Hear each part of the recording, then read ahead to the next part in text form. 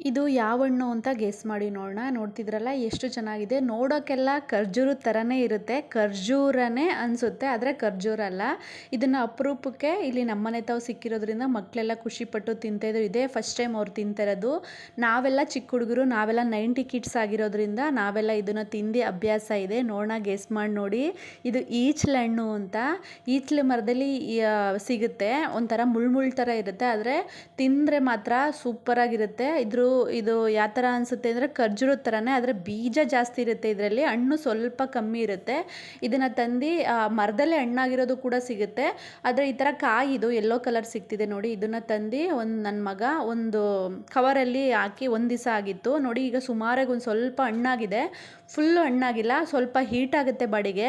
ಆದರೆ ಚಿಕ್ಕ ವಯಸ್ಸಲ್ಲೆಲ್ಲ ನಮಗೆಲ್ಲ ಈ ಥರ ಪಿಜ್ಜಾ, ಬರ್ಗರು, ಕೂಲ್ ಡ್ರಿಂಕ್ಸು ಆ ಥರ ಏನು ಜಾಸ್ತಿ ಸಿಗ್ತಿರ್ಲಿಲ್ಲ. ಇದೇ ನಮಗೆ ಪಿಜ್ಜಾ, ಬರ್ಗರು ಎಲ್ಲ ಒಂಥರ ಚಾಕ್ಲೇಟ್ಸ್ ಥರ ಅನಿಸ್ತಿತ್ತು. ನಾವೆಲ್ಲ ಹೊಲ್ತಕ್ಕೆ ಅದೇ ಹಸ ಹೊಡ್ಕೊಂಡು ಹೋದಾಗ ಅಥವಾ ಮೇಕೆ, ಕುರಿ, ದನ ಎಲ್ಲ ಹೊಡ್ಕೊಂಡು ಹೋದಾಗ ಅದನ್ನು ತಗೊಬಂದು ನಾವು ಅಲ್ಲೇ ಕವರಲ್ಲಿ ಅಥವಾ ಎಲ್ಲನೂ ಬೇಲಿಲಿ ನಾವು ಇದನ್ನು ಇಟ್ಕೊಂಡು ತಿಂತಾಯಿದ್ವಿ. ನನ್ನ ಮಗನೂ ಕೂಡ ಟೇಸ್ಟ್ ಮಾಡ್ತಾ ಇದ್ದಾನೆ. ಇವಾಗೆಲ್ಲ ಹೊಸ ಥರ ಹಣ್ಣುಗಳು ಇವೆಲ್ಲ, ಆದರೆ ನಾವೆಲ್ಲ ಇದನ್ನು ಟೇಸ್ಟ್ ಮಾಡಿದ್ದೀವಿ.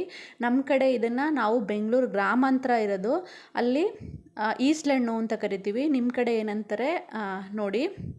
ನೋಡ್ತಿರಲ್ಲ ಎಷ್ಟು ಚೆನ್ನಾಗಿದೆ. ಮಕ್ಕಳಂತೂ ಇಷ್ಟಪಟ್ಟು ತಿಂತಾಯಿದ್ರು. ಇದೊಂಥರ ಸ್ವೀಟಾಗಿ ತುಂಬ ಚೆನ್ನಾಗಿರುತ್ತೆ, ಆರೋಗ್ಯಕ್ಕೆ ಕೂಡ ಒಳ್ಳೆಯದು.